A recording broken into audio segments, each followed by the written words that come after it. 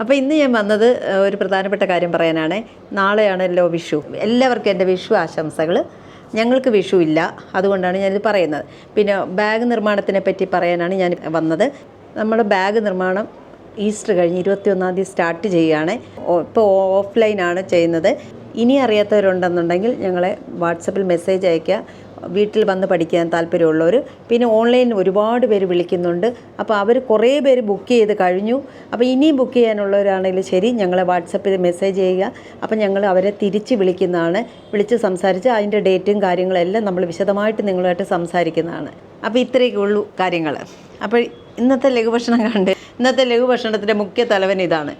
ഇന്ന് ലഘുഭക്ഷണമാണ് കേട്ടോ. ഈ ഒരു തല മാത്രമാണ് ഞാൻ കൊണ്ട് ആഘോഷിക്കുന്നത്. പിന്നെ ഇത് സാമ്പാറാണ്, ഇത് ഇച്ചിരി മാങ്ങാച്ചാറ്. കാരണം എന്ന് വെച്ചാൽ ഞാൻ ഇന്ന് വെളിയിലോട്ട് ഇറങ്ങാൻ പോവുകയാണ്. ഒത്തിരി ഐറ്റംസ് ഉണ്ടായിക്കൊണ്ടിരിക്കാനൊന്നും സമയമില്ല. ഇത് തിന്നുക, അപ്പോഴും തന്നെ ഇറങ്ങുക. അപ്പോൾ ഓക്കെ, ബൈ.